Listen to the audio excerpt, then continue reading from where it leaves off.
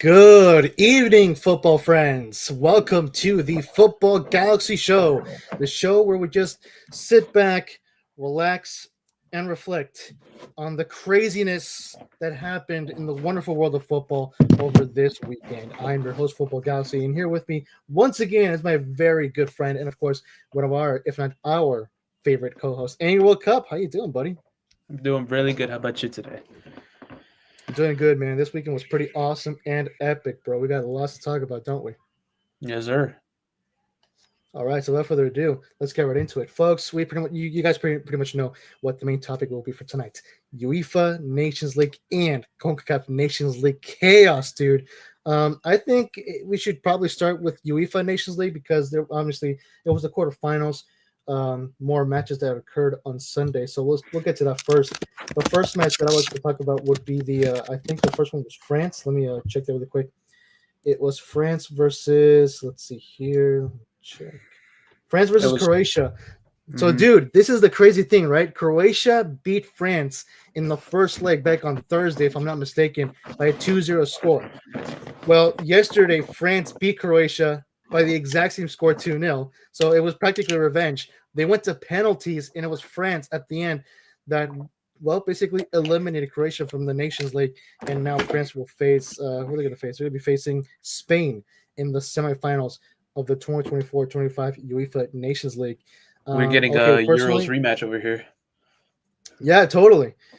Personally, I did not actually end up watching the highlights for any of these games. Unfortunately, not in time before the show. But So, still, mhm. the scores really still stood out to me. So for the only games, I only actually watched one game, which was the Belgium and Ukraine game, actually, because it was the only Oh, one that really? was on. Yeah. I remember the score was 1-0 when I started watching, and then Lukaku scores a bicycle kick, making it 2-0. Oh, And then he basically clutched up, making Ukraine win that game for I mean, no, not Ukraine, Belgium win that game, which make them go through. Um, of the what was it? That was, it says yesterday. I don't know if that's the World Cup qualification or Nations League. I don't know. It's really confusing when I get it in my end right here. Let let me me see double here. check this real quick. Actually, I just want to make sure I'm not mistaken if it's just the same thing we're talking about. No, it's not. Oh, that It's Belgium an thing was international different. friendly, No, isn't it? it was the playoffs. I don't know. It was the playoffs for the Interesting. Oh, you know what? Probably must have been for the Nations League then. Like, yeah. yeah. Well, they won. That's the only game I saw. Looks like Georgia won 6-1 and 9-1 aggregate against Armenia.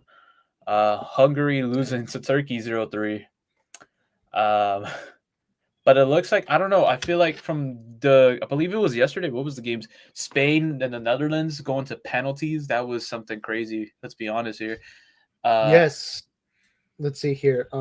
At the end, well, actually, if you want to include the penalties, the score in total was 10-9. It was a 3-3 draw at the end. The first leg, let me check the first leg here. It was a 2-2 draw. Netherlands and Spain tied 2-2. Then at the end of the mhm. second leg, it was 3-3. No tiebreaker. Um, Actually, there was a tie still. After We extra have time, and then Yamal scored at the 103rd minute, and then Simons with the penalty tied it up again. So before the end of 90 minutes, it was still tied 2-2, and then after extra time, it was tied 3-3. Last they went to penalties. Spain ended up winning by a 5-4 score. It is Mikel, not Martin, Mikel Oyarzabal, who won man of the match in that game with a 9-point score, scoring 2 goals for Spain. But I mean, yeah, man, we got to see two games. One game go to extra time and finishing in extra time, and then two games going to penalties. Let's talk about the other one that was pretty major. The fact that Portugal were honestly near of getting eliminated by Denmark. Denmark beating Portugal 1-0 in the first leg, and then Portugal, they were kind of, they were getting there. They were getting close. But at the end, it was Portugal that surpassed Denmark, and at the end won by a 5-2 score and a total 5-3 aggregate. Um, with we also got Cristiano Ronaldo actually scoring a goal for Portugal too. Let's be honest, that's something too. yeah, I mean, dude, when was the last, like, literally, when was the last time that you've heard of Ronaldo scoring a I goal for I Portugal? saw I saw he missed a penalty for them, so that's something. Yeah, he did. That's that, but still, that was I still think it's crazy they did that comeback. Portugal going through.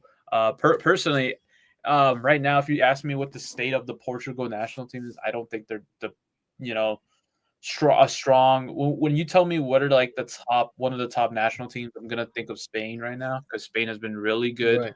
Right. Um, I would want to say France maybe as well. Definitely, France has always been one of the top dogs when it came to it. But from the last Euros, we know how disappointing performance they had. So I don't know. I mean, this should be interesting. Next round, the semifinals. We also had Germany beating Italy. Three. Well, they tied, but they won aggregate. Germany, I believe, if you haven't seen, they scored what's it called, a corner that they weren't paying attention. So Oh wow. Italy, yeah. So I mean, honestly, yeah, another heck of a game. I mean, Italy, dude, what in the world is going on with Italy? Ever since they won Euro 20, what was it, 2016, if I'm not mistaken? No, no, it not was 2016. not 2020. Yeah, Euro 2016. 2020. Yeah. Ever since that tournament, they just went downhill, dude. Now they're eliminated once again from another tournament. I mean, here's the question: do you honestly think Italy will qualify to the World Cup next year? Honestly, from the state, I don't think so. Personally, because if you ask me about the Italy national team, it just doesn't seem like they have like the strong players they had like back then. I don't know. It just feels like the chemistry. They're using a lot of young guys too. Um, I remember Chiesa, who was in his prime. Personally, when I say Chiesa probably slightly has fallen off. I really like him though. But he made the move for Liverpool. Now, if he made the move to Barcelona instead of Liverpool, I think he would have probably Yeah, still been in form, playing for the national team and everything. Honestly, like if I'm looking at this Italy national team right now, Moise King scoring 2 goals, which is something. But yeah, I don't really. Besides that, I know a couple players here. It's just, hey, I mean, Germany was the tougher team here, but they were the better team here, and let's see how they do it. I believe they play Spain, if I'm not mistaken, next. they're No, playing no, no, no. Portugal. Portugal, yes. I think Germany's going to take that one. I think we're going to get a Germany versus Spain final, in my opinion. Interesting. Yeah, man of the match of that game between Germany and Italy was Joshua Kimmich, scoring 2 goals, if I'm not mistaken. Actually, hold on. Let me Kimmich actually scoring two confirm goals. that. That's Sorry, crazy two for. assists. No, sorry, it was Uh, 2 assists and 1 goal, but still the best performance of the team in that game. But yeah, still a heck of a game. At the end, it was, of course, like you mentioned, a 3-3 draw. The first leg, Germany, of course, had the advantage in a 2-1 score against Italy. And, of course, Germany at the end. I mean, Italy, as much as they tried, like you mentioned, Moise Kean scored 2 goals. Even with that penalty at the final minutes of the game from Raspadori, it just wasn't enough. So despite Italy trying to fight their way through, it was Germany who I think just, they stood their ground despite conceding 2 goals. And of course, at the end of the third one, it just wasn't enough. I think for me, I think that's just the basic summary of this game for Italy. It just wasn't enough. And unfortunately, they suffer the consequences and they are out of the tournament. But yeah, that was the other thing that I was going to ask you in World Cup about your predictions. I mean, you basically just told me. So the semifinals: Germany versus Portugal, Spain versus France. Yeah, honestly, not gonna lie, this Spanish team is a lot stronger than this French team. So yeah, I would give it the win to Spain. And Germany versus Portugal, same thing here. I think Portugal will be very lucky if they manage to beat Germany, but again, I don't think they will. So it's final between Germany versus Spain. Who you got winning the UEFA Nations League? Spain. I think Spain is the better team here. Um, Honestly, they've just been a better team overall. I think Germany is good, but when it comes to Spain, you got a youngster. Like I said, I'm not trying to fanboy over here or anything, but Lamine Yamal, sensational player. Let's be honest, Yeah, sensational player. But overall, that Spain team has good chemistry. I like to see what's up with them. I think they'll win, but it's going to be a tough game though, definitely, because I feel like they'll use all their not tough, but all their strong players in that final. So agree. Yeah, and I mean, I also do suspect, and suspect and expect Spain to win. However, though, I think that we probably shouldn't exactly push Germany out the door all that fast and easily because, again, Germany actually is not they're not that bad of a team. They're definitely not a team to underestimate. So, I mean, you never know. On my part, I would love to see Germany win only because one, I kind of don't want Spain to win again, and two, I mean, Germany have not won anything since the 2014 World Cup, so it would be awesome to see them win something again. Yeah, honestly, I wouldn't be mad who wins this game. Honestly, I just say let the better team win. Cool. What's it? What do they call it? Fair enough. Fair play. Fair enough. GG. Fair enough. Yeah. Fair enough. Fair There you play. go. All right. Before we move into the Concacaf stuff, I just want to share really quick my team of the week for global football. I'm just trying to. There really isn't a way to share this as a presentation, huh? That sucks. Okay. Okay. Well, that being said, let me see if I can try to download the thing here. Come on. Download. Come on. Just give me a few minutes here, folks. Okay. Let me see if I can share my screen now. Let's go here. Share screen. I think it's window. No. Ah, yes. Here we go. All right. Share. Okay. There we go. Let me actually just try to bring this a little bit more thin so it doesn't, there we go. That should be good. All right, folks. So here is my global football team of the week for this weekend between March 22nd and the 23rd. Let me make it a little easier for you guys in the audience. So as you can see up top, well, actually, I'm doing a 4-4-2 formation this time for this week. So up top, we got Moise Kean for Italy, of course, for scoring those 2 goals, and Raul Jimenez also up there for scoring 2 goals for Mexico, which basically gave them the win. We'll talk about that in a few more minutes. In the midfield, from left to right, we got Trincao from Portugal. I'm pretty sure he scored a goal. Actually, I think he scored 2 goals in that game versus Denmark. He came in as a super sub. So let me just take a look here at the bench. Yeah, he came in as a substitution at the 81st minute. He scored 2 goals, bro. 2 goals. So talk about super sub. So of course I had to include him in the team of the week. And of course we got Michael Olise from France, who scored he scored a goal for France in that 2-0 score versus Croatia and an assist. He won man of the match according to FootMob, a 9.2 rating. And of course Joshua Kimmich is there as well, 2 assists and 1 goal for Germany. And of course, Lamine Yamal, the star winger, honestly the best right winger that I could find for this week. So he will be there, of course, as well. He did score a goal. Actually, he scored a goal at the 103rd minute of extra time for Spain. And of course, he got a 8.0 rating, so not too bad, of course, at all. In the defense from left to right, we got Ian Matson. For me, he was probably the best left back that performed this weekend, of course, in this international break. He did score a goal for Netherlands in the game versus Spain, so he got a 7.8 rating, so he's going to be up there. In the center back position, we got Ben Davies from Wales. Wales played, I think they played yesterday, if I'm not mistaken. Yes, they did. In the World Cup qualification, they got a 3-1 win versus Kazakhstan, and Ben Davies scored a goal. He actually did also provide an assist, so he won man of the match in that game with an 8.8 rating. And then we got Marco Tucci, I don't know, from Montenegro. Montenegro beat Gibraltar 3-1 also on Saturday, not yesterday, Sunday, on Saturday for the World Cup qualification for UEFA.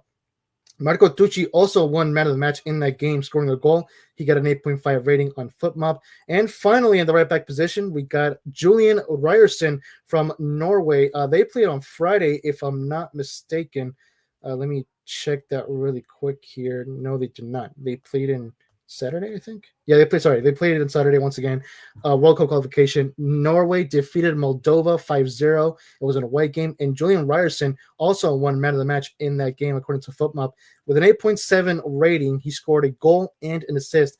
And finally, Mike Magnan for France, winning that goalkeeper position, of course, for keeping the clean sheet for France in their win versus Croatia.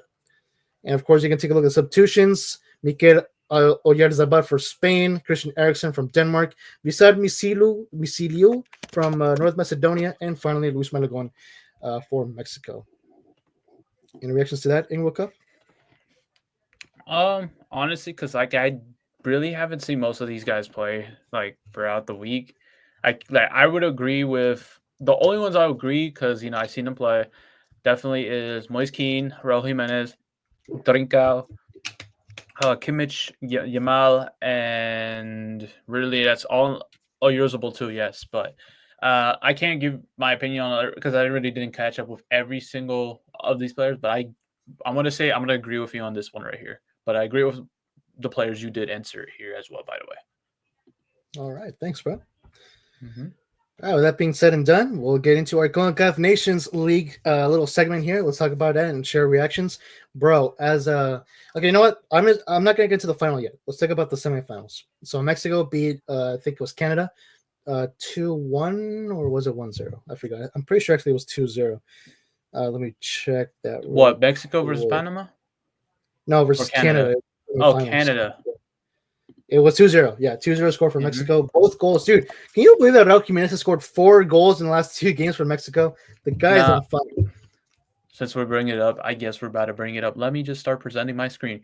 Anyways, guys, Go for it. let's get to it. Bam. All right.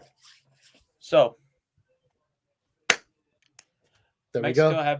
Mexico have won the 2025 Concacaf Nations League, and if I'm not mistaken, this is their first This is their first Nations League, if I'm not mistaken. Concacaf. That's correct. The very first Yeah. one, dude. It's about time, man. It only took 4 seasons for us to do this, you know. But yeah, let's just start off in the semifinals. So Mexico beat Canada 2-0, and Panama beat the U.S. once again in another CONCACAF tournament by a 1-0 score. So everyone was in fiesta, if you will, of course, for us Mexico fans. And then the grand finale, the first game of the final on Sunday, was the third place match. USA versus Canada. It was a good one. It was a big one. And yet the U.S. failed to win that, bro, by a 2-1 score, falling to Canada. So Canada wins third place of the 2024-25 Concacaf Nations League. But something that I added to our little collection list, I'm going to bring up here really quick. I won't share it, but I won't share the screen, but I will say it out loud here. I'll share the screen. Mauricio you don't have to. You don't have to. I'm just going to say it out here out loud. Mm-hmm. All right. So Mauricio Pochettino, he said that actually it looks like I don't even have it saved here. Okay. I have it saved. I got you. He basically said that they were going to destroy Canada. And yet that is the exact opposite. Actually, no. They said they were going to destroy Panama, if I'm not mistaken. Anyway, he basically jinxed it, like completely. He completely just, bad choice of words, if you will. So, unfortunately, for his own sake, that is exactly what not happened. And here it is. Here's the quote. Right here. Well, no, not that one. Actually, it wasn't. It's not that one. Okay. It was another one. But no worries. Here it is. So this is a direct quote from him, from Mauricio Pochettino. We want to destroy Panama. We want to destroy the next one, and we want to win, but destroy. That's what Mauricio Pochettino said ahead of the USMT versus Panama game in the Nations League semifinals, which they lost 1-0. So, yeah, it's one of those Arturo Vidal moments where you just completely jinxed it right before the game, man. So, honestly, I can't help but find that as comedic as living heck. But, yeah, before we get into the Mexico talk, I want to get to some USMT talk because I don't know about you in World Cup, but from what I've seen in social media, the whole USMT fan base is in panic mode. And I find it funny because this is actually the 9th game. Yesterday versus Canada was the 9th game for Mauricio Pochettino. Not even 10 games, dude. Not even 10 games into his new career with the USMT as an international manager. This is his first gig as an international football, football manager. If you don't mind pulling up the screen one more time, if you don't mind. He did look at this quote right here.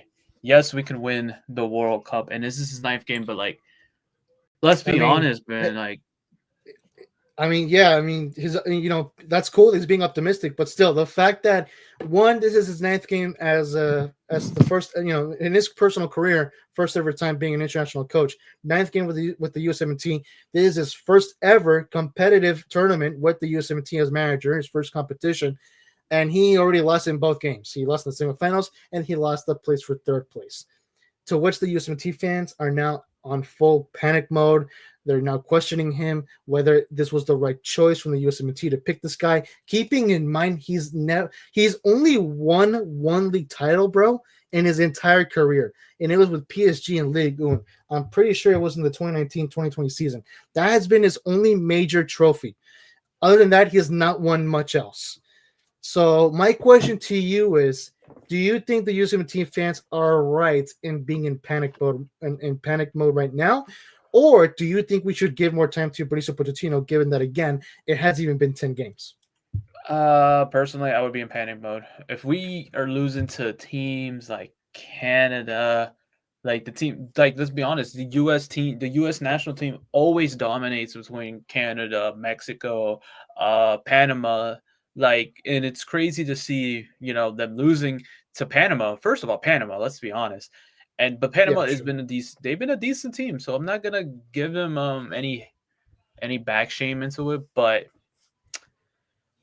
honestly, I don't think it's happening. I don't think like this quote right here you're seeing right here. We could win the World Cup. U.S. is not winning the World Cup. We are in panic mode how they're playing right now. Yeah, I find it kind of funny how he is saying it, despite the fact that, one, this is literally his first time being an international manager for international football, and two, he has not won a major trophy except that won the league title in League One with PSG back in 2020. So, kind of big words for a guy whose resume is kind of short. I mean, like, look at this comment right here. That's like saying Tottenham will win the league right here. So this comment right here. Nice. This guy just has jokes right here. Let's be honest. This guy right here. He thinks he's funny, but no. But like I said, overall, it's an interesting interesting. It's just interesting to think what he thinks he can do. Okay. I really Yeah. wonder how the U.S. is going to go on because, like, let's be honest. If I ask you right now, give me anybody but Pulisic. Give me a player that's at Pulisic's level. You probably can't name one right now. Like, as an American? Like in his Yeah. level right now, like a player who's been really phenomenal playing in Europe or in MLS or anywhere. For You the cannot name one for right now. the That's not for the Pulisic. US, right? Yes, For for the the US. US. Mm-hmm. Yeah, no, I would agree. At this moment right now, yes, probably no one. But I mean, if you take a look like literally a I few feel years like ago, you got Weston like McKennie, maybe even Tyler Adams, but right now, Gio like Reyna. right now, nah, probably no. Reyna used to have the potential. I thought he was going to be the one of the next big things, and it's not looking like that right now. Yeah. So honestly, I thought Pochettino would give him more time. Like, I'm surprised, dude. I looked at the starting 11 right for that USMNT versus Canada game. Reyna was in the bench. Like, dude, if you literally look it up right now, search up the starting 11 of the USMNT versus Canada in that game. That was not the best starting 11, dude. I'm telling you that right now. That was really not the best starting 11 that Pochettino could have put out there. I mean, if I were him, I would have started Josh Sargent at striker. I would definitely start Giovanni Reyna. Dude, the fact that he had Musa on the bench blows my mind. That is just nuts. Musa, I'm gonna be honest. Musa's not. I'm gonna be honest. He's not. He's never really been. I also would have started Chris Richards as well as center back, but yeah. You got Timothy Weah starting. Dude, Cameron Carter Vickers. That's his first name, right? Yeah, Cameron Carter Vickers was. Oh my gosh, dude. I saw that second goal, by the way, that Canada scored, the game-winning goal. Cameron Carter Vickers, such a poor defender, dude. The USMNT defense in that game was just playing bad. That second goal, the one that they conceded, like, shame on them, dude, because that was just very poor defending. And Cameron Carter Vickers, the guy didn't even do anything, bro. Like, it shocked me. Like, get that man off the starting 11, if you ask me. Honestly, like, I feel like the US, like, if I ask you right now, oh yeah, this is a subject we're gonna I guess go into another subject, into this. So let me just go ahead and pull it up right here. Let me stop sharing real quick. But this goes to the U.S. national team because, like I said, the faith of the not the faith, but how okay. My bad. I am trying to have a way to start. I just got to figure out how to say this right now. Okay, the future of the U.S. national team, the youngsters. How do you feel on that? I mean, dude. Look, we've said this before, and honestly, I think I'm gonna try to use a quote from Lennon Donovan. Shortly, though, I'm gonna paraphrase. That's the word. I'm gonna paraphrase a quote from Lennon Donovan. On paper, this roster is world class, right? Like, this roster does have potential. But like Landon Donovan recently said in his reactions to the performance, at this point, we should probably just stop talking about how good this roster is on paper. like basically because everyone said like this is like one of the best rosters that the USMT has had in its modern history. There's a lot of potential, a lot of talent in this team, and that's what Lennon Donovan said. At this point, we gotta shut up about talking how much talent this team is. It's not about talent at this point; it's about pride.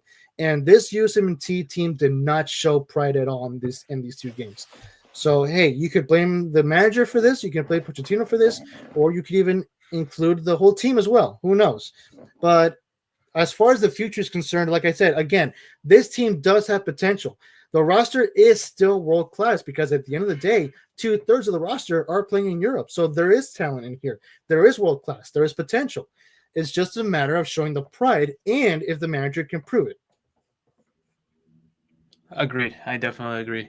So this is what I actually wanted to talk about too. If you don't mind pulling it up, since we might as well talk about it now. All right. So future Ronaldo Jr., Cristiano Ronaldo Jr., as you know, he'll be definitely a Isn't his professional footballer. didn't he change his nickname to Cristianinho or something like that? I don't even know. R9 Junior. Okay. Or not R9 Junior. What the Yeah. heck? Ronaldo. R7 Junior. CR7 Okay. Junior, R7 Junior, like whatever. Yeah. R7 Junior. So, of course, when he gets to play professional football, he does have the opportunity to represent 5 teams here, as we got Portugal, the U.S. national team, Spain, England, and Capo Verde. Now, be honest, I don't think he would have joined any other team besides Portugal. I feel like that's going to be the move. But since we're talking about it, how would you think he would do if he picked the U.S. national team? I mean, I think, well, okay, you know what?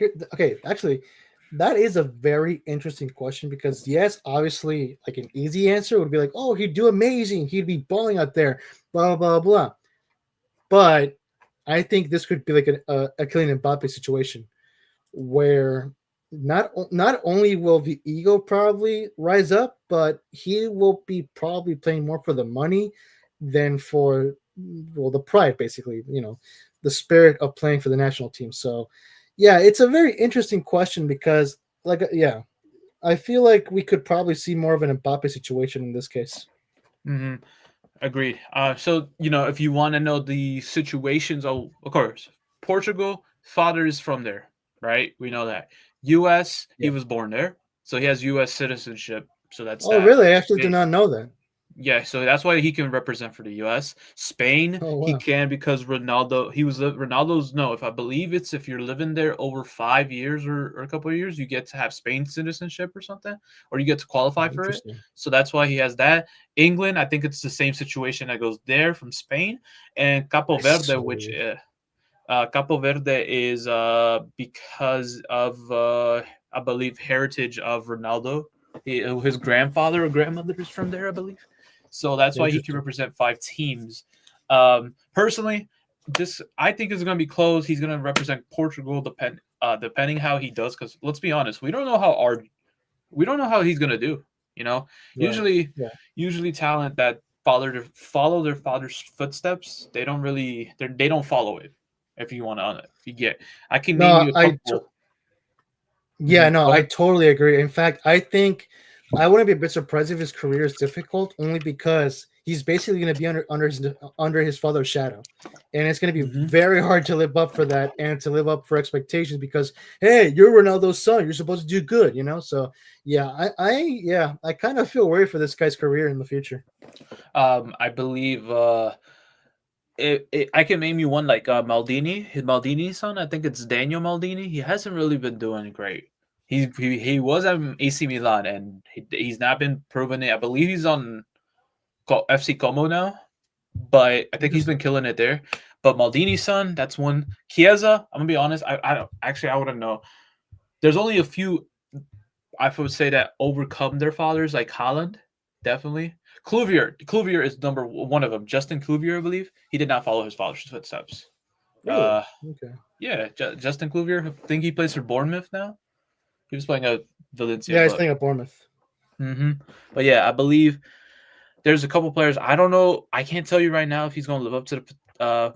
I think it's what's going to happen is he can't because Ronaldo, one of the best. But I think the only way here's my prediction. I think Ronaldo will retire probably when our junior. gets to start Oh, playing. definitely, most definitely, yeah. He wants to play. It's like LeBron. My bad. It's like the LeBron situation. Like LeBron wants to play with his son once or both of his sons. So this is what he's gonna do. He wants to play with Junior at least once in his career. So that would be cool to see, to be fair. But yeah, I mean, even in football, it's happened to other people, other big celebrities. They're not even sports related. Like one of the big examples of mine is Alejandro Fernandez.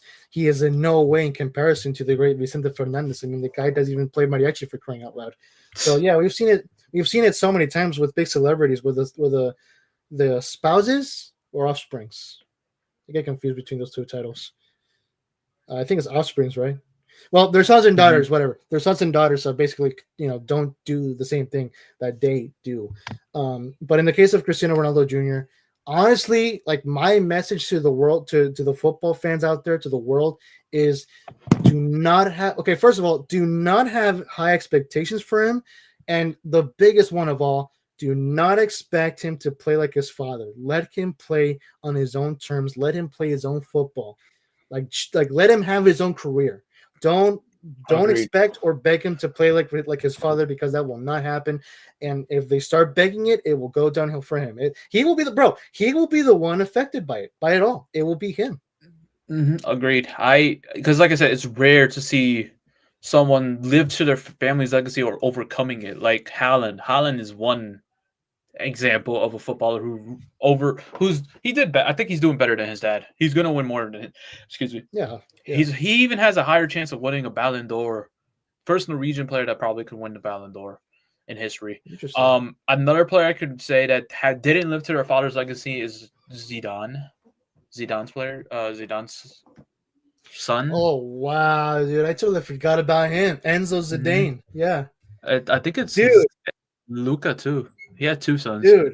Dude, literally the last time I remember his name or seeing his name was back in Soccer Manager, like the mobile game. I remember I was playing as LA Galaxy, and I wanted to sign Enzo Zidane only for the sake of, literally only for the sake because he was a Zidane, and that was it. I don't even think he played well for my team anyway.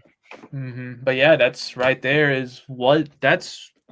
I mean, I would say that closes, because I kind of did transfer from subject to subject, but yeah, I mean, if we think about the U.S. national team, how it is coming up now, I don't know. I feel like even if let's say if he does fit into that team, I don't think we have like a promise in the future anytime soon. Yeah. Agreed. So I wanted to ask you, can you go back really quick to the Raul Jimenez graphics? Yes. I want to get back really quick to the Concacaf talk before we move to other topics. Yes, sir. I'm gonna have to search it up because I unsaved it already. So okay. Let me bring it up. Wrong one. Oopsie. Let's play some background music here, shall we? Some elevator background music. Yes, I think that's what it was missing. There you go. There we go. All right. Thanks, man. All right. So before we move on to our other topics that we would like to discuss, I just want to quickly close this little CONCACAF talk with Mexico, because, that's exactly what we want to talk about, at least for me. So we talk about the U.S., but now let's talk about the main event, the main host, Mexico lindo and querido, baby. That's the game that I saw this weekend. Of course, the grand finale. For those who are subscribed to me, no hard feelings that you didn't get to watch my play-by-play announcing. No hard feelings. There was absolutely no one watching, so again, no hard feelings. But I did watch the game. I did a play-by-play commentary in Spanish, by the way. And Austin went for Mexico. Honestly, dude, it was a very interesting game because, look, you mentioned Panama earlier. They've been known for a hard team. But here's the thing, right? This is something that I said in my play-by-play announcing broadcast last night. In the few years ago, Panama has been known to be a very physical team. Like, they play borderline dirty, dude. At least they used to. They used to play dirty. They committed fouls. They pushed their opponents around. They were a very tough team, dude. Very, very tough team. Most teams like Mexico and the U.S. did beat them, but not easily. Under no circumstances was it easy. This case, though, the tables were literally reversed because Mexico were actually the physical team here. I can literally let me bring up the stats. I'm gonna be shocked if there were more fouls committed by Panama than Mexico. Let me search that up here really quick. So according to FootMob, Let's see who made the most fouls in this game. It was okay. What crap is it? Fouls. I'm not seeing fouls. What the crap is fouls? What the heck? Oh, there we go. Okay, well, I am actually truly shocked. Panama committed 11 fouls, while Mexico committed 10. Okay, I'm truly shocked there. But, dude, I was watching that game, right? Like, I'm putting the stats to the side. Mexico was truly the more physical team in this game. They were fouling left and right, the Panamanian players. Mexico were lucky that they got, like, literally less than 5 yellow cards in that game. Let's see, how many yellow cards did they do? They got, let's see here. Yeah, 0 yellow cards, 0 yellow cards, and 0 red cards for Mexico. Only 1 yellow card for Panama, and 0 red cards for Panama. So yeah, Mexico were very lucky to not even. I'm generally shocked. They didn't even get a single yellow card, despite the fact that they committed so many fouls in this game. But with that being said and done, Mexico turned out triumphant. It was Raul Jimenez once again, El Lobo Mexicano, who scored 2 goals once again. 4 goals in 2 games, dude. Back-to-back games for Mexico in this Nations League final to give Mexico their first ever Concacaf Nations League trophy. And dude, like I said, it only took us 4 seasons for us to finally get this trophy. And I'm just thrilled as all heck, dude. I mean, this new era with our new manager, Javier Aguirre, has been on fire lately. And also, fun fact, Javier Aguirre officially has more international trophies than Mauricio Pochettino. Take that as you will. Take that as you will. Yeah, I mean, nothing to argue here. I mean, I definitely want to say is Raul Jimenez has really, really, really, I think, so, there's always a saying is you got players who play better for country and better for club. Now, I think Raul Jimenez is better for country. He definitely, I think he's been starting to prove himself. He did lose form because after that injury from Wolves, but now he's been killing it, I would honestly, you could argue with me or if you don't want to, but Raul Jimenez is looking like the next Ochoa, like the Lord and Savior of Mexico, in my opinion, because he's just killing it. He's been killing it though. He's really been trustworthy. He's more trustworthy than Santi Jimenez. I'm gonna be dead honest with you. Santi Jimenez has not always been I'm not trying to say he's a bum, but he plays for like a bum in the national team. But when he plays for club, he's been killing. He kills it, So yeah, this should be interesting how Mexico goes ahead and proves himself later on. So yeah, it's a very curious thing. I mean, Santiago Jimenez is honestly the anti-Ochoa because Ochoa used to be on fire for country and kind of poor for club. And like you mentioned, Jimenez has been on fire for club, not for country. So it's a reverse there. Honestly, I still respect Santiago Jimenez. I still like him as a player. Let's not get it. I would love to have him in Arsenal, bro. Before you continue, let's say Jimenez, so we don't get confused because I'm gonna get confused if you say Jimenez. Let's say just for now, for this right now. But go ahead. Okay, well, yeah, I have total respect for Jimenez. I would love him at Arsenal. I mean, he's literally my ideal striker for any of my teams. I would love him at anywhere of my teams. But for Mexico, I'm sorry, bro, but we kind of need to let him go.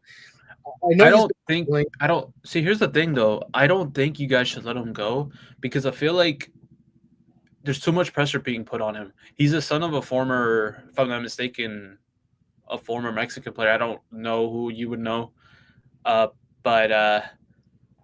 I mean, there's just too much pressure, and you can't. He's trying to.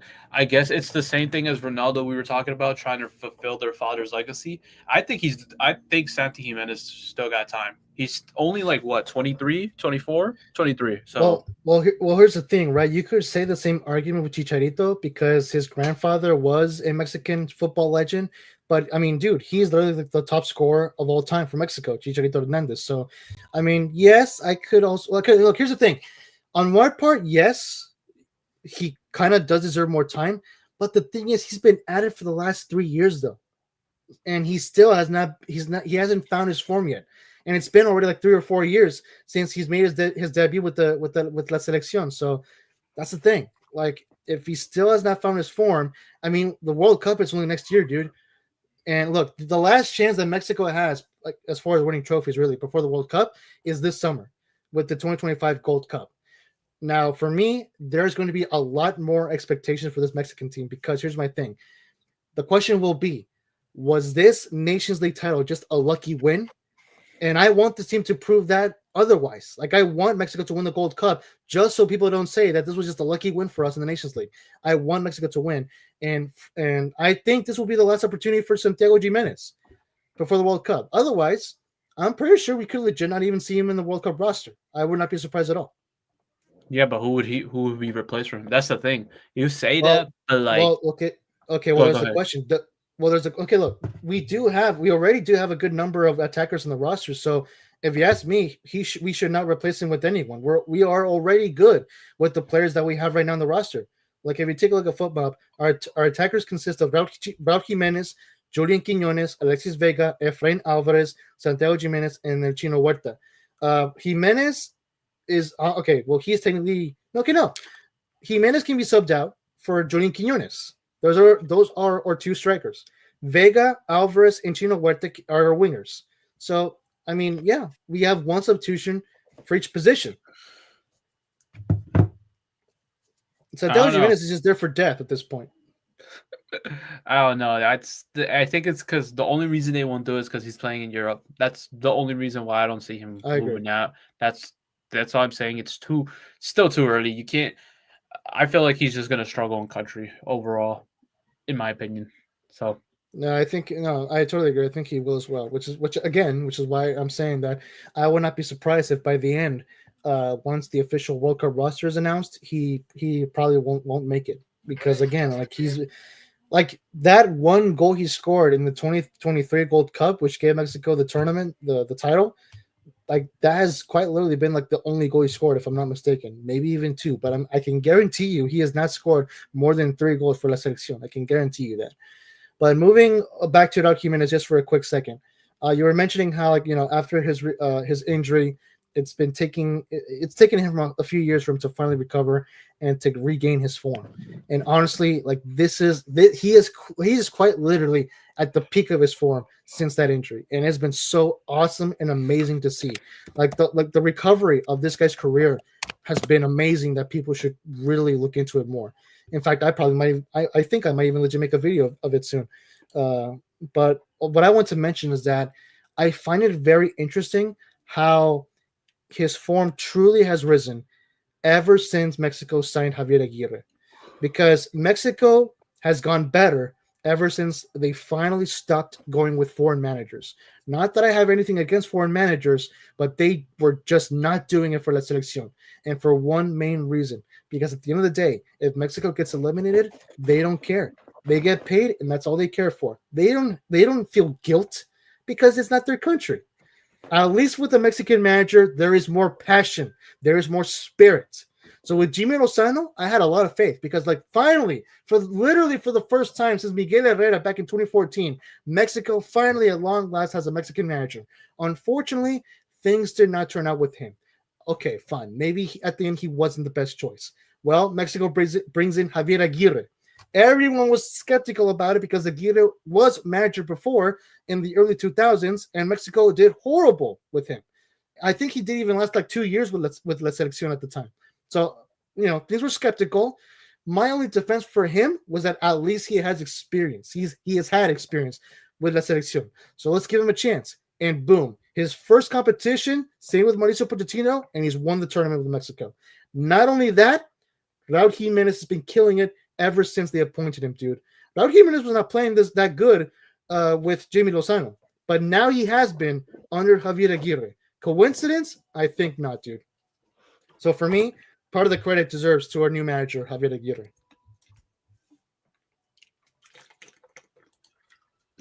Agree. And that concludes my TikTok. All right, man. We can move on to any other topics that you would like to discuss. Right. My bad. I got zoned out right there, but I was listening to you. Bro, hey, I'm touched, man. My speech was actually that impactful, huh? Mm-hmm. I don't know. You okay? Let me pull this up since we're in the Mexico subject right here. It's a rumor. So, according to multiple sources, Club America is reportedly pursuing Angel Di Maria, while Inter Miami remains interested in the Argentine player. If Di Maria is set to leave Benfica, where would you see him go next? Now, be honest, You know more on Club America. You know, it's your club. I don't know nothing about the Mexican, anything on the league, Mexican league.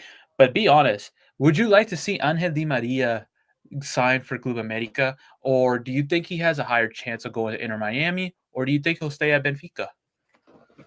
Okay, I have three answers to that. One, yes, obviously yes. I would love to see Angel de Maria join Club America for two reasons actually. One, because he's a star player. So yes, obviously the answer is yes. I would love to have a star player to join our attack. Secondly, I would love to see a star player join Liga MX because now in Liga MX we've got Sergio Ramos and James Rodriguez. It would be awesome to bring even more. I mean, yes, they're former European stars, maybe they're close to retiring, but still they're big name players. So I would love to see another big name player join Liga MX.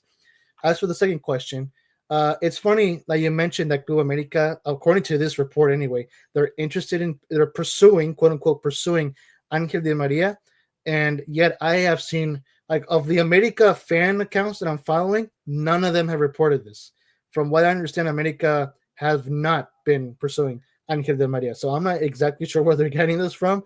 So as to the third question, yeah, I think it's more likely like for me, it honestly makes more sense for him to join Miami only because he would be joining his former teammate with the national team, Lionel Messi. However, do I think he will stay in Benfica? Honestly, unless he decides to move over to Miami, I would not be surprised if he retires, dude. I really don't. I think he's getting closer. Bro, he's 37 years old, for crying out loud. He's nearly there. So, yeah, if he doesn't come to North America, then my more likely guess is that he's retiring. Agreed. I mean, he is 37. I mean, he can't be doing this so much long. But Yeah, I don't know where we will see. We'll see what's up though. I don't know. I personally, I'd like to see him to go either or club. I did not like. I remember when he left PSG. I did not expect him to go to Benfica out of any team in Europe. I thought he was going to go either to Inter Miami to play with Messi, but honestly, if it's one last dance, I think it's going to be Inter Miami overall. But I would love to see him go to Club America. So overall, this should be an interesting window or when he leaves Benfica. yeah. If it turns out true, because to be fair, transfer market they have not been the most reliable source, if you ask me.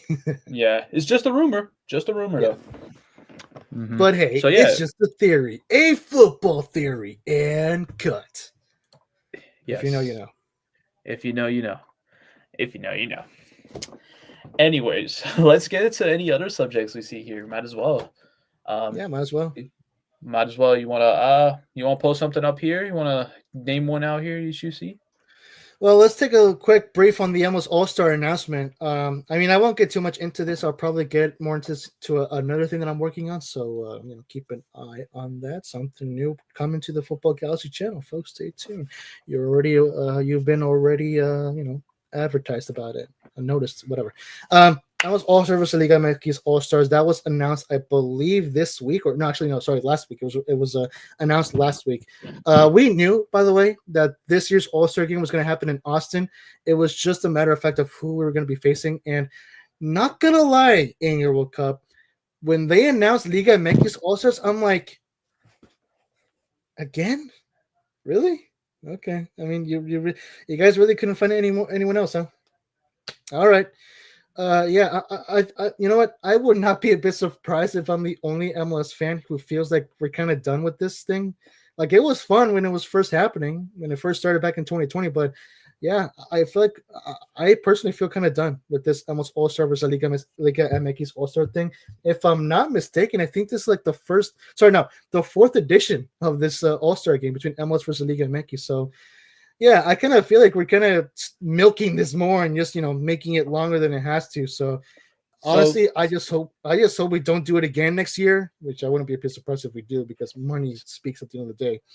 What are your reactions to this? So what I wanted to say is, first off, I am tired. I'm with you in the same boat. I just want to see. I would rather see, like what this comment right here says, East versus West All Stars. I'd rather just see. I would rather just see that. I don't want to, like. I believe it was like 2 years ago when they were playing MLS versus Arsenal. Like, don't get me wrong, that was Yeah, something different, but like at the same time, I don't want to see MLS All Stars just facing other teams. Let's have West versus East. It gives more people to become an All Star. I don't want to see Liga MX versus MLS. I mean, it's kind of getting not overrated, I think, too overdone. Let's just, if you want yes, Liga agree. MX All Stars, let Liga MX do their own.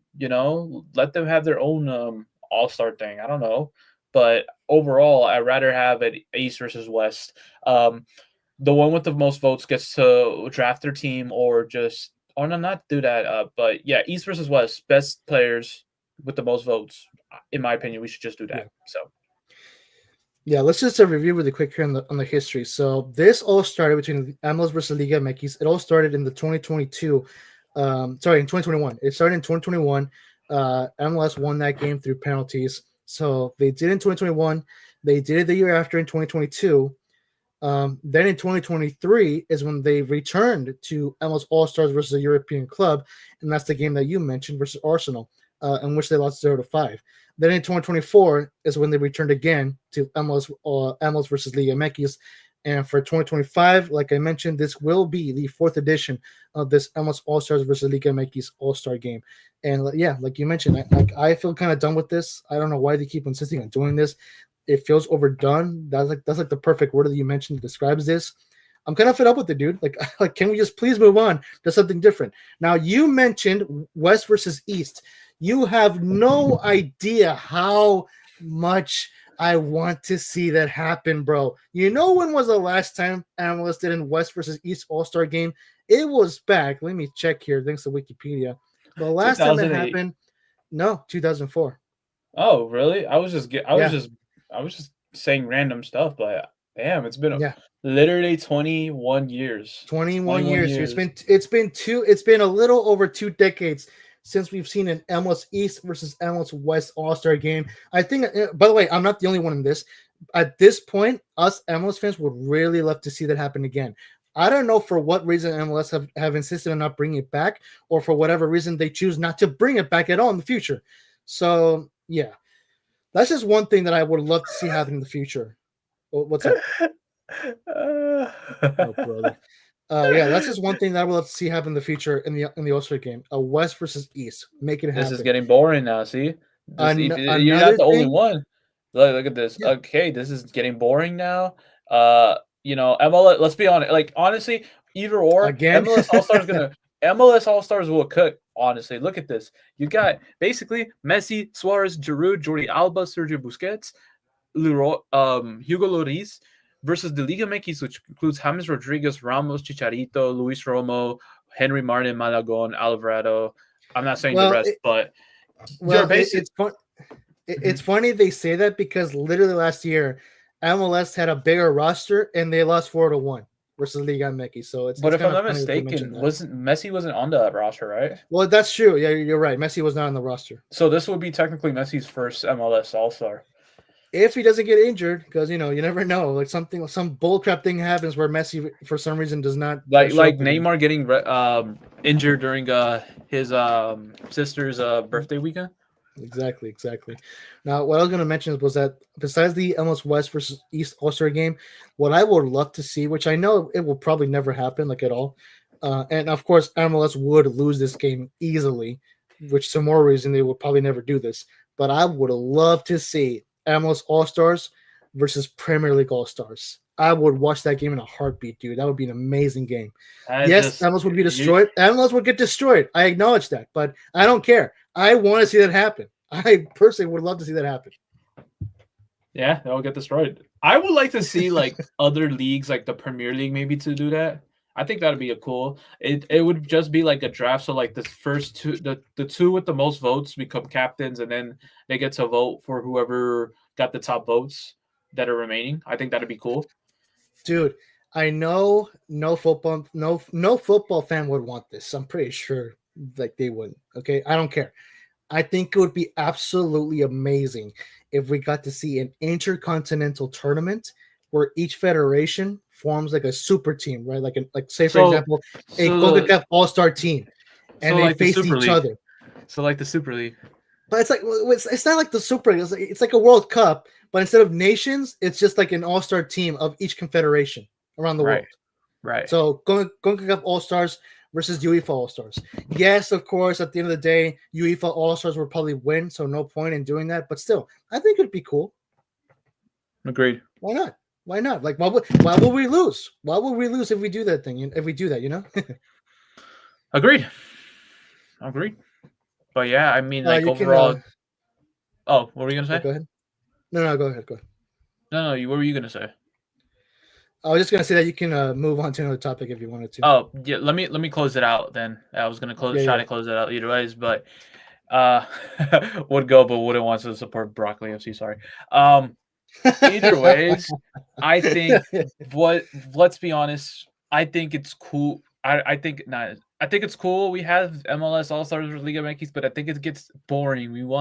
I think it's best we showcase the MLS League for what it is, in my opinion. So overall, Yeah. to close the subject, next year let's hope MLS gets West versus East. Okay, let me just ask you this final question really quick. I know you answered West versus East All Stars, which I totally agree. But just putting in theory that will not happen, most likely it will not happen. Who would you personally like to see MLS All Stars face for an All Star game next year? Personally, to be honest with you, I would just say that I think it was cool we had Arsenal do it. So why not have another maybe Premier League team step up, or maybe a La Liga team or something step up? I think it'd be cool if we bring someone, maybe bring Chelsea or Tottenham or Man City. No, but yeah, Man City, Man United. I think it'd just be cool to have maybe we actually have a chance of beating Man United, That would be hilarious. Yeah, you're right. You're right. Bring us Man United, Barcelona, Real Madrid. I think it'd just be cool if we have some team like that. So sounds good. I like that. Sounds good. All right, I guess I will pick the next subject here. We'll just take turns. Let's go ahead and pick this one right here. Might as well. Let's get this out of the way. So it says breaking news: Luis Diaz has a chance to leave Liverpool in the summer, same as Darwin Nunez. Both players could be part of the change planned by the club for the next transfer window. Two cases to watch. Luis Diaz was on Man City's list last summer, and he's appreciated by Barcelona, while Saudi clubs have him on their short list after initial approaches in January. Darwin Nunez was close to joining Al Nassr already in January, as he is expected to leave Liverpool this year. Now, reading this, remember I told you Darwin Nunez joining Arsenal is a possibility, of course. What you think is the fate on these two players? And might as well just ask, what do you think is the fate? I mean, I think for the sake of Liverpool, considering that Nunez have not been all that great, I think it'd probably be best if they, if both of them, parted ways. As for Diaz, I'm going to be shocked, to be honest, if he leaves Liverpool. Because, I mean, as far as I'm concerned, I don't think he's had any problems with the club. So unless the club, truly and honestly wants to part ways with him, I don't see why he would want to leave, or why not stay, basically. What club would you see Luis Diaz and Darwin Nunez be at if they were able to leave? Honestly, I'm not exactly sure. We could see both of them in the Premier League, but as for Nunez, I smell Saudi Arabia all over him. Not gonna lie. Yeah, that's a possibility. Because like I said, Luis Diaz, Barcelona has shown interest. They want Luis Diaz.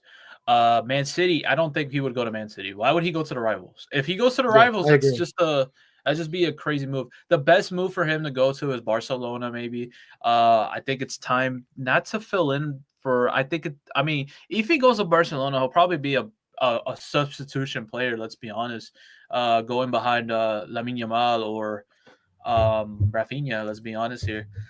Same if Darwin Nunez, let's say he went to Barcelona, he probably become like a starter, probably in a season or two if he stays there for a while because of Lewa.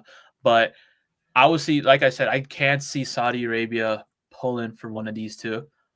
But I do see Darwin Nunez probably staying in the Prem. Like I said, Arsenal is probably the best choice for him, in my opinion. So, yeah. Please no. Please no. You say that now. I know.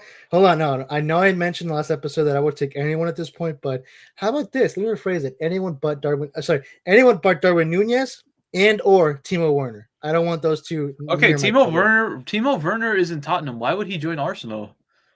I don't know, but again, like those two players are twins separated at birth. Okay, I don't want them near my club.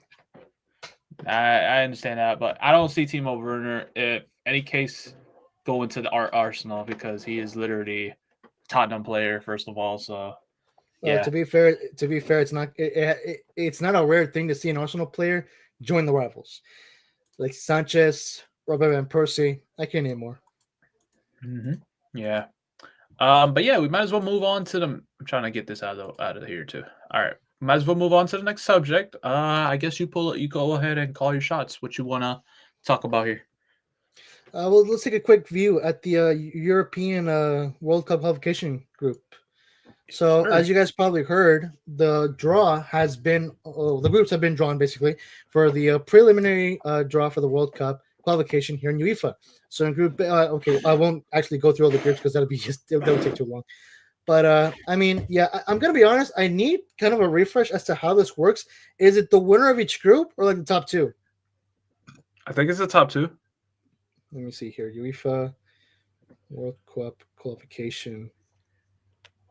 I'll go through the groups real quick while you search it up. I'll make it real quick. Oh, here it is. The winner of each group will qualify for the World Cup, while the second place teams will advance to the playoffs, along with the 4 best ranked group. Okay, well, okay. I guess we got an idea, but I mean, no, we don't have to go through all the groups because I mean, it would just. I say we go. Let's make a prediction real quick. We'll just say the top 2 teams that'll probably go through. Right, so let's go Group A: Germany, Slovakia. That's my prediction right there. All right, yeah, I agree. Group B. Now this one's an interesting one. Switzerland, Sweden, Slovenia. I think it's going to be Switzerland and Sweden. Yeah, same here. I mean, Slovenia could give us a surprise, but most likely it's going to be Switzerland, Sweden. Group C. Denmark, For Greece, me, it's Denmark Scotland, and Scotland. You know what? I'm going to agree on you on that. Greece could pull an upset, but I think it's going to be Denmark and Scotland too. Group D: France, Ukraine, Iceland, and I'm not. Azerbaijan. France and Ukraine, easy. Yeah, France and Ukraine. Group E: Spain, Turkey, Georgia, and Bulgaria. Now this one, I would probably say it's the group of death, I guess. And looking at these real quick, let me look around here. Yeah, I think this would probably be technically the group of death, and I'm gonna go ahead and say Spain and Turkey. I mean, I would say the same thing, but I feel like Georgia would probably deserve a shout out as well. I'm not gonna lie. Yeah, that's the only reason why I said it's a group of death. Bulgaria, no.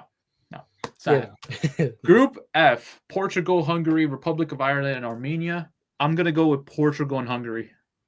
Yeah, same here. All right, let's get to the next one.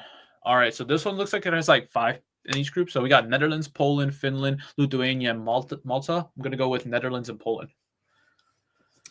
Yeah, if you could tell though, like as far as like the specific teams, how they're placed, it's basically by tiers. So essentially, we're literally picking the top 2 teams of each group. Yeah. Group H. Well, for Group H is interesting. Austria, Romania, Bosnia, Cyprus, and San Marino. Let's be honest, guys. We all want San Marino to qualify, guys. Let it happen. San Marino to win first place. Be honest, it's gonna be Austria and Romania, right there. Really? Okay. I'm actually gonna say Austria and Bosnia. Okay. Yeah, I could see it. Group I: Italy, Norway, Israel, Estonia, Moldova. I'm gonna go with Italy and Norway. Watch Italy not qualify. Dude, there is no excuse for Italy to not qualify. There truly is no excuse. I would love, because the only reason is I want Norway to get first, because I would love to see Haaland play in a World Cup. I think it'd be cool. That would be awesome. But yeah, I hope Italy gets first. This is their only chance to get first. If they don't, they're not going to go to the World Cup. So yeah. Group J. Yeah, for me, same here. Italy and Norway. Yep. Anyways, Group J: Belgium, Wales, North Macedonia, Kazakhstan, Liechtenstein. Go ahead. See, this is an interesting one because, like, okay, for me, I think it's obvious one, Belgium. But for second, for me, it's between Wales and North Macedonia. North Macedonia is definitely not a team to underestimate here and to not shove out of the picture. So, I'm gonna go with Wales. Yeah, I'll go with Belgium and North Macedonia. I'm gonna go with Wales for mine. All right, cool. All right, Group K. This one is gonna be an interesting one. England, Serbia, Albania, Latvia, and Andorra. Yeah, I mean England will be the obvious winner here, no doubt. Mhm. As for the second place team, for me, it's That's gonna between be a tough Serbia one. and Albania. I'd say Latvia is gonna be up there too. I wouldn't underestimate them too, but I'm gonna give it to Yeah, Serbia. maybe. I think I'm gonna go for Albania in this one. They actually did do an impressive performance in Euro 2022, was it? Or what was the last Euro? 2022, right? Or Mhm. 2023? Oh, whatever. But yeah, I think I'm gonna go with England and Albania. All right, and the last one we got Croatia, it's Czech Republic. I'm not gonna say I'm not gonna say that. Monte Oh, come on, Monte bro. Montenegro, Montenegro, Montenegro, Faroe Faroe Islands, and Islands, Gibraltar. and it's gonna be Well, Croatia yeah, and it's Croatia and Czechia or whatever. Czechia, Czechia. Czechia. That's Yeah. so yeah. That's a quick draw. We made our predictions. We'll see what happens. Yeah. All right. There we go. Anyways, let's get to the next one. I guess I'll pick. I'm gonna go ahead and pick. Let's go with this one. All right. So breaking, Luka Modric wants to stay and continue at Real Madrid for one more season. His excellent performance and great condition once again clears as Modric desires is to continue Madrid. His current deal expires in June 2025, and his first option is to remain at Real Madrid. Players clear to stay and be part of the squad again. He wants to sign him one more year, but once again, Modric's first choice and an option is always Real Madrid, waiting for talks with his club. Now, be honest with me right here. If let's be honest, do you think he should stay at Real Madrid, or you think it's time for him to go? Well, I feel like one more season, and after that, it will probably be best for him to go because there's only so much he can give at this point in his career for the club. So, while I think it's admirable that he wants to, well, okay, it's admirable that he wants to stay, and it's even more admirable that the club wants to allow him to stay. Because if it's any other club with any other player, this would not happen in a mile, dude. So, hey, it's awesome to see this huge amount of respect between player and club. It's something that you really don't see every day in the world of football. With that being said, I feel like one more season should be the last one, and that's it. Like, don't go more than that one, bro. Because, like I said, there's only so much you have left to show to the club. You know. Yeah, agreed. I think honestly, I want to agree with you, and at the same time, I don't because look, I feel like it's time we get the younger players a time to shine. One player from Real Madrid I really want to see shine is Arda Güler. He's a midfielder, a really outstanding player for Turkey. But at the same time, you got players like Luka Modric staying at the club. What chance is he gonna get? You know, he's just a bench warmer, and he's still. And there's a post I should have sent it to you earlier that he says that he wants to. I believe Fabrizio posted it too. On it. Let me. Oh no, no, no, no, no. There it is. That exact post right there, right here. He says, "I will succeed at Real Madrid and follow the club's plan." Basically, he still believes in it, but the thing is, he barely gets the game time. That's the thing. So, in my opinion, I think it's best for him to get a loan. Um, yeah, I mean, like for real, I see him. Look, this is me. I see this kid fit at Arsenal or Chelsea. He would fit in the Premier League and he would ball out. Really, really outstanding kid, in my opinion. But I don't know what you think. Do you think he should stay? Do you think he should leave? What do you think about Guler's situation? Well, if anything, I mean, no, he should not leave. I think he will eventually get time. Um, if the best scenario would just be to go out on loan. If you want more game time, then Mm-hmm. ask the club to get you on loan. Do not leave. But here's the thing, right? When it comes to Real Madrid, they are a team with a very high level of expectation. And if you don't meet up with those standards, if you don't meet up to the expectation, then you can kiss game time with the first team goodbye. You will not get as much as you want to because the club wants the whole point of Real Madrid. That's been their legacy of having star players, of signing star players. You rarely see oh my gosh. You rarely see young players rise up from the teams because again, there's more players that get signed from other clubs than the ones that you see growing up with the club through the academy. So, it's just a balance of things. So yes, I feel like he should stay. If he wants game time, then he should move. He should move out on loan. But again, don't exactly demand too much because again, Real Madrid has always been a club with a very high level of standard. So if he, at the end of the day, if he doesn't show up that's that level of standard, then he won't get the game time and he won't play much for the first team. Agree. Definitely. I definitely agree. Definitely. But yeah, overall, sorry about that. I got distracted. But yeah, I agree with you.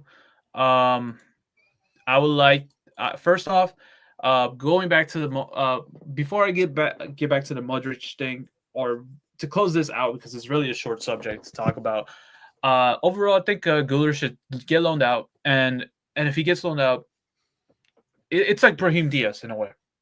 Brahim Diaz, he's been killing it at Madrid, but he was killing it at AC Milan, and I would have loved to still see him stay there.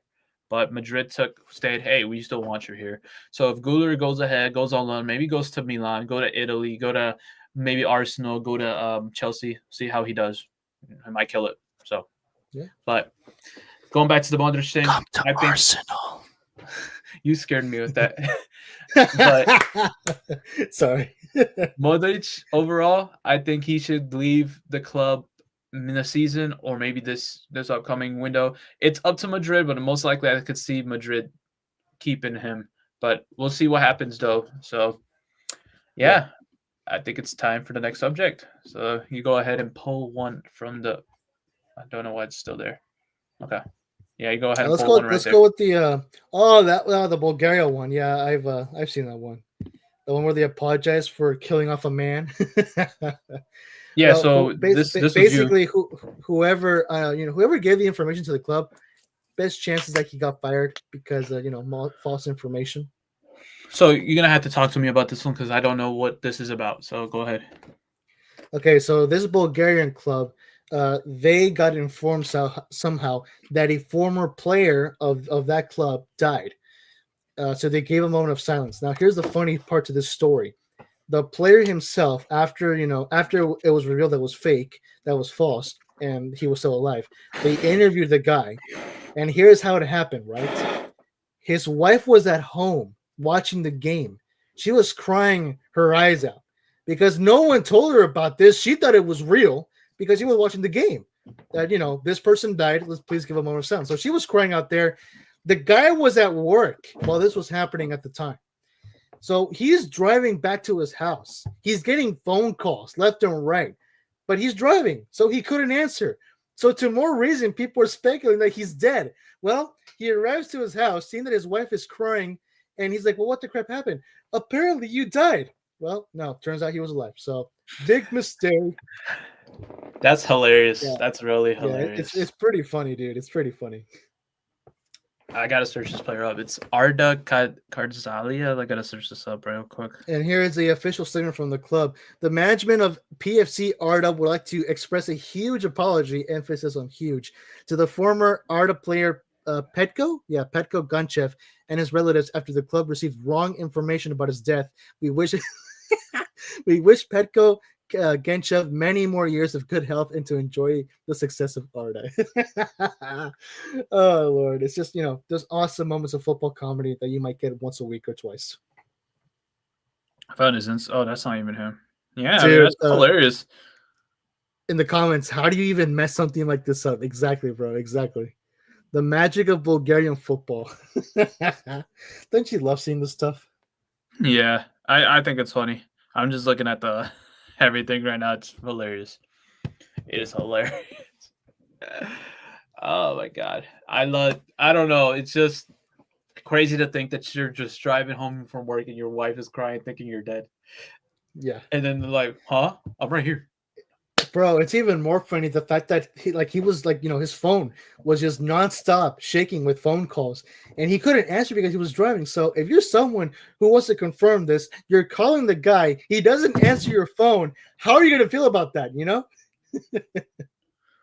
Yeah. So agreed. Yeah, it was a very funny series of unfortunate events, if you will. Yeah. So let's go ahead and get to the next subject. That's hilarious. All right. So I guess, I mean, we really I'm gonna kind of close because they're both mine, so I might as well get into it. So let's get to this one. I guess I'm the first one to like it, but this is apparently right here is apparently Real Betis's new I don't even know. Does this post exist or anything? I don't even know because it says no comments. But this, okay, it's weird. Real Betis. This is their new pre-match training jersey. It's a Naruto. Now the thing is, I wanted to talk about this. Is I think it's really cool that we have Real Betis, giving a shout out to like, or giving a shout out to bunch of animes, a bunch of a lot of Chinese, Japanese traditions. If the past couple, if I'm not mistaken, I did show you their Chinese. I think it was Chinese New Year jersey, if a couple months ago. I don't remember if it was Chinese New Year or it was I don't Japanese, remember but either, to be honest. I think it's really cool that Real Betis has a lot of Japanese, Chinese. I think it's Japanese representation into the club.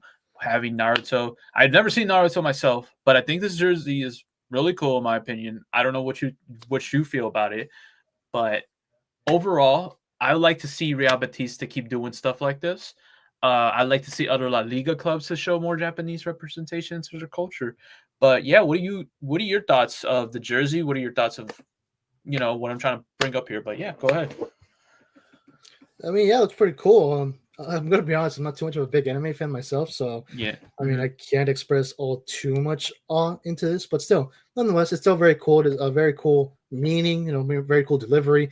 The design overall looks pretty dope as well. I mean, this is like the best thing. Like, if you're a Betis fan and an anime fan, this is a gift from heaven, if you will. So, I mean, yeah, overall, this is just a great delivery from the club, and I honestly don't think they will stop doing this, and hopefully they don't stop doing it. Right, I agree. I want to see if I can pull it up. They might have it on their Instagram real quick. I don't think they do. Oh yeah, here it is. I Here think it it's right is. there. There it is. There it is. The There's a special little edition shirt. better, a little special edition. Yeah, It's that looks a. cool, dude. Looks pretty cool. I would honestly, I would cop this because it's just cool. I never seen Naruto, but I think it's really cool to see like a lot of Japanese representation. Um, yeah, it's their Real Betis collaboration. I don't know if this is a training jersey. Now, hear me out. You see Anthony in this jersey, he's scoring a bunch of goals. I'm just telling you right now, bro. There you go. Like, what do you think? That's his super. That's his super aura, bro. I mean, dude, I missed out. Oh, you know what? I'm gonna try to see if I can win this right here. I want Anthony to sign it.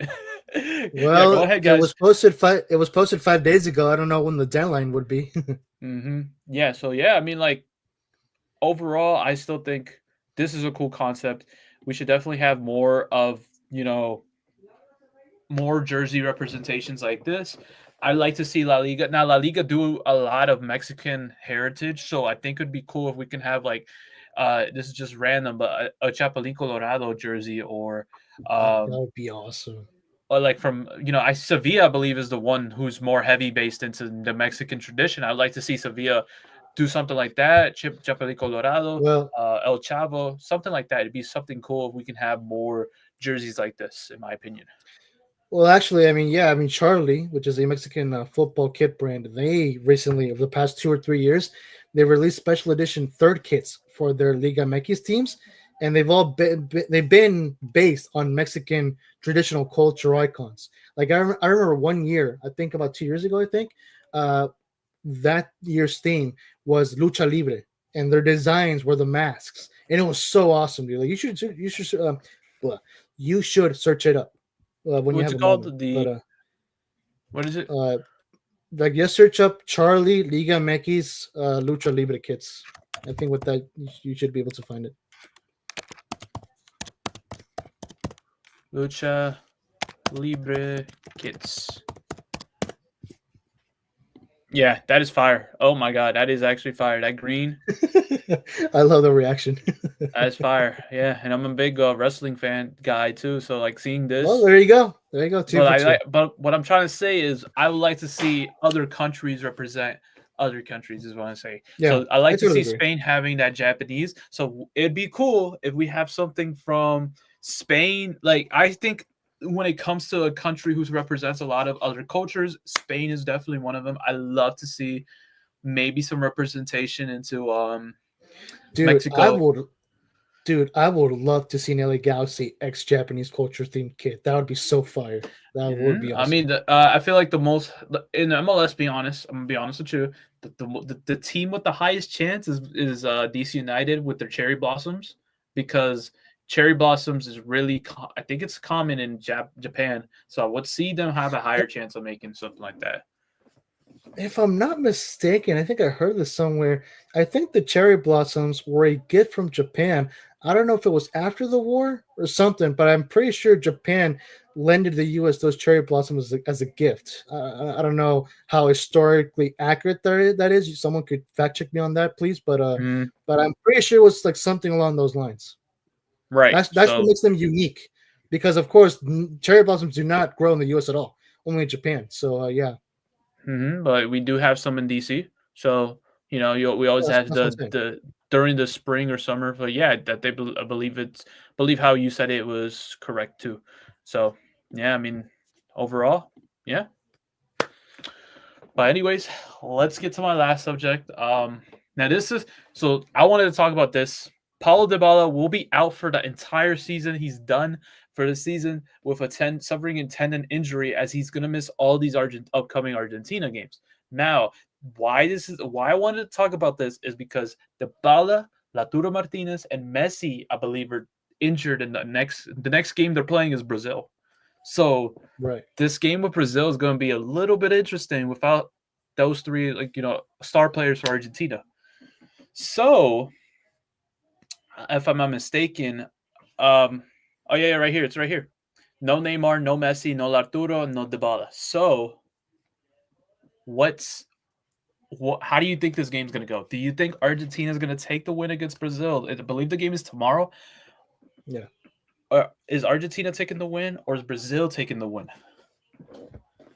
Well, I think I'm going to give it to Argentina, and if not, then a draw. But I don't see Brazil winning this, for the simple reasons that Brazil, they have just not been a good team at all.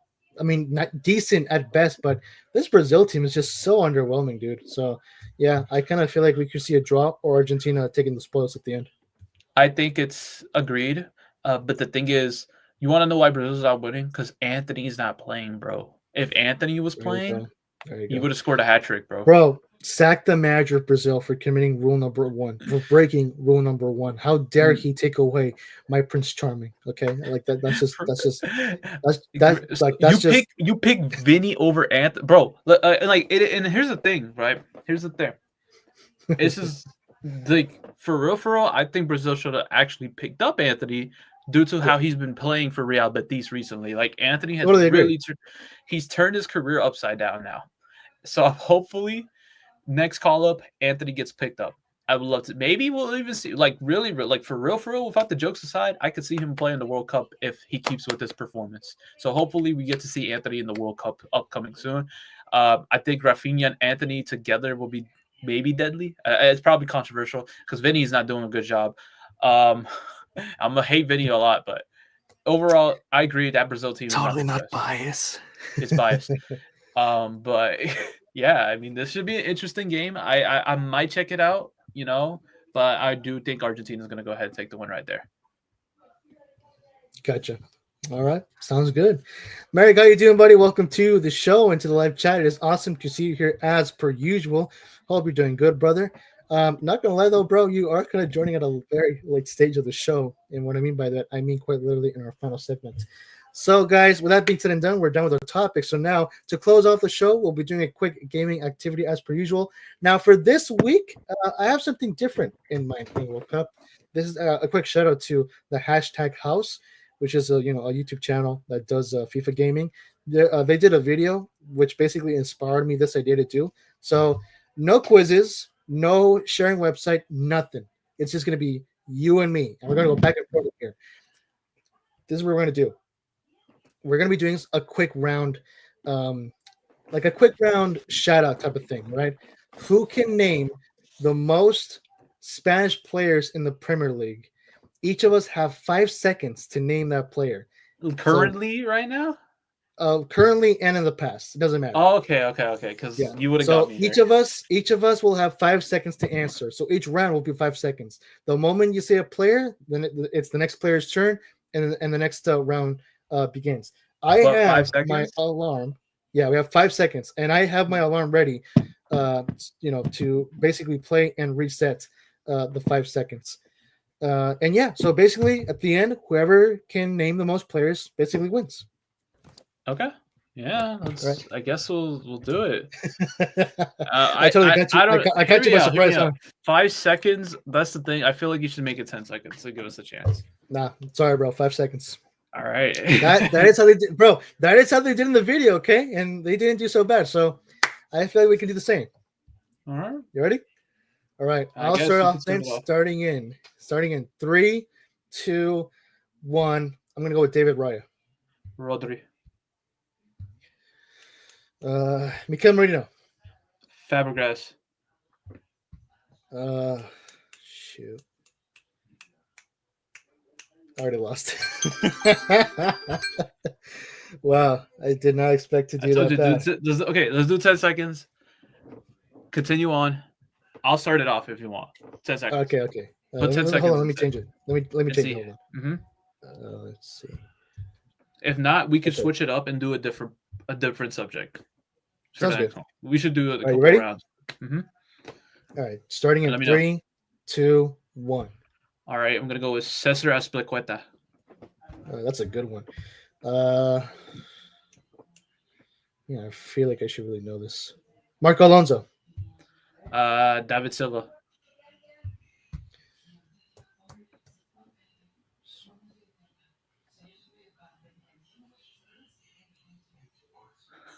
Santi Cazorla. David De Gea. Damn.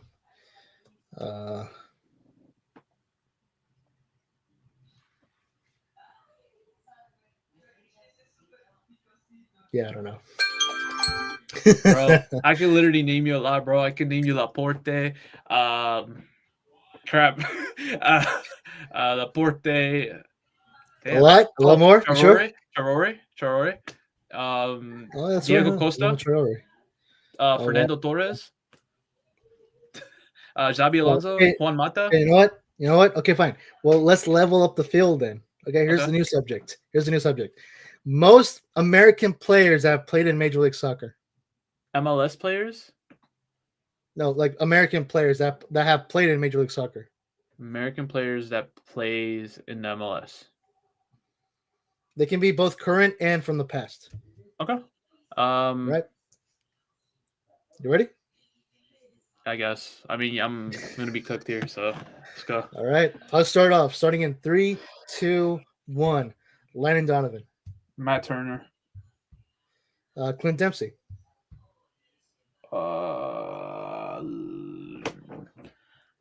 Bill Hammond. Oh, nice. DeMarcus Beasley. Johnny Cardoso? Question mark? No? I'll give you that one because I'm not sure either. Jesus Ferreira. Oh, Pepe. Nice. Josie Altidore.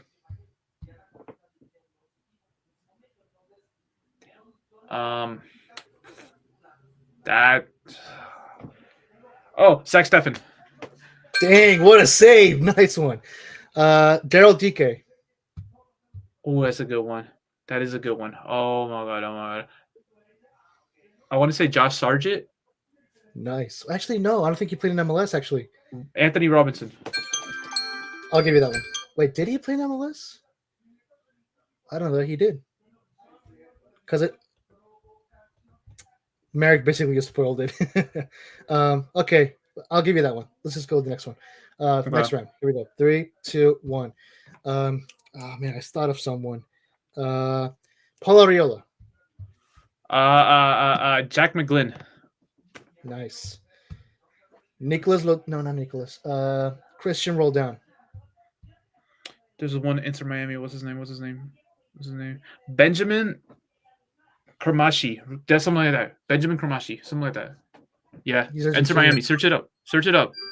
He's American? I'm pretty sure he was Argentinian. Only reason I know is because of FIFA. I signed him once. A couple times. I said once. Wow, he is American. I'm shocked. That is crazy. Okay. All right. Fair play. Okay. Let's get back to it. 3, 2, 1. Miles Robinson. DeAndre Yedlin. Nice. Jeff Cameron. Did you say Jordan Morris yet? No. Jordan Morris. Nice. Oh crap. Tucker Lepley. Reggie Cannon. That's a good one. David Bingham. I thought you were about to say David Beckham for some reason. Damn, I think you got me here because I don't know. There we go. Yeah, you got me. All right. GG. That wasn't fair. Give me another subject. Let's do it. Come on. All right. I like this last game. Last one. What's a good one? You know what? Let's go for an easier one for me. English players that have played in the Premier League. English players in the Prem? Yeah. Okay. Both current and past. You ready? Okay. All right. Starting in 3, 2, 1. Declan Rice. Phil Foden. Jack Grealish. Alexander Arnold. Nice. You said Foden. Ollie Watkins. Cole Palmer. Nice. Jordan Pickford. Saka. That's cool.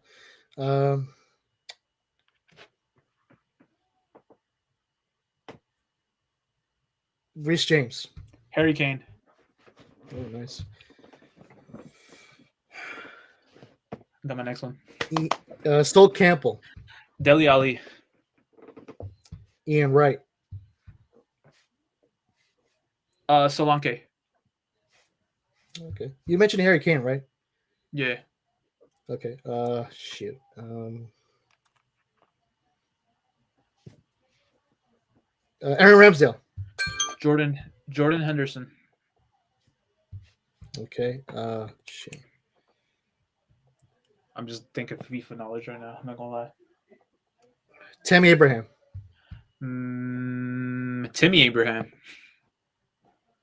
That's a player? That's his brother. Oh, okay. Both played for Fulham.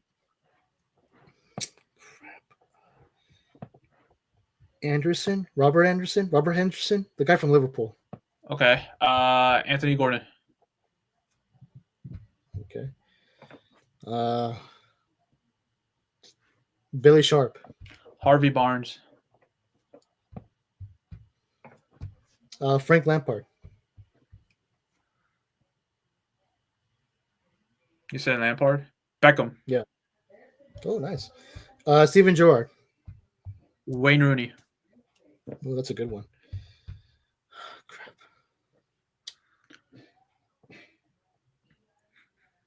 Ben Chilwell. Luke Shaw. Nice.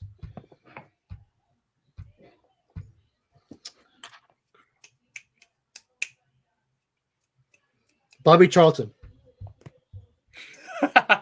Wait, wow. did Bobby Charlton? Wait a second. Hold on. I need to fact check that one. Did Bobby Charlton play in the Premier League? Fact check that one. Because I know, World Cup winner and all. Oh, there we go. Greatest Man United player ever. Okay, there we go. So was he English? I take that one. Okay, yeah, he was. Well, bro, he won the World Cup with England in '66. Come on. Max Aarons. Max Aarons? Okay, you say so. Crap, I already said Reece James. Got my next one. Ah, flip. Ethan Nwaneri, whatever. He's English. Jamie Vardy. That's a good one. Lewis Skelly. Ollie Watkins. I already said Watkins. Oh, you said Watkins? Crap.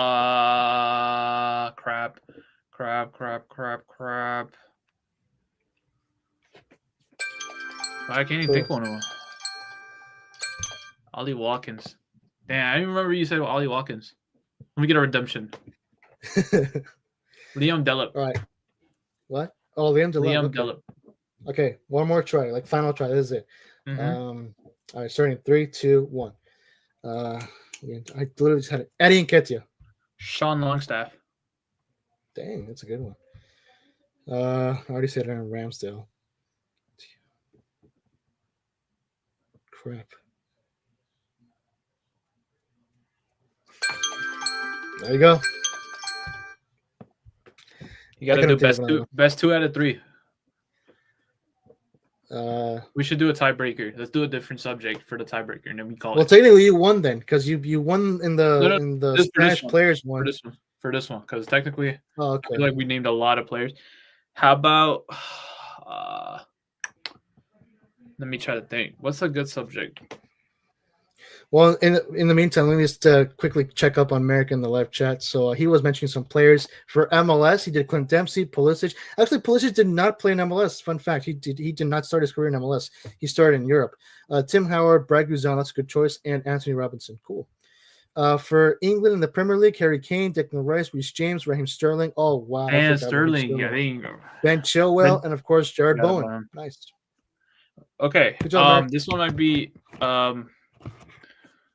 a hard one, so I'm gonna make it hard for us. How about U.S. players playing in Europe all time too? Okay, yeah, let's give that one a try. Visit whoever wins this wins it all. Okay. Yeah. Well, you ready? Mm-hmm. Okay, you start off in 3, 2, 1. I'm gonna take Pulisic out of the list. Come on. All right, Weston McKennie, Clint Dempsey, Tyler Adams. What's his name? Gio Reyna. Oh, nice. Josh Sargent. Claudio Reyna. Yeah, that's a good one, dude. Serginho Dest. Tim Howard. Nice. Damn, I forgot about Dest. Landon Donovan. Zach Steffen. Daryl TK. Anthony Robinson. You said Robinson? No. Okay. Oh, that's a good one. Flip. I got my next one. Dang it, man. Chris Richards. Balogun. That's a good one. Crap. Okay. Got my next one.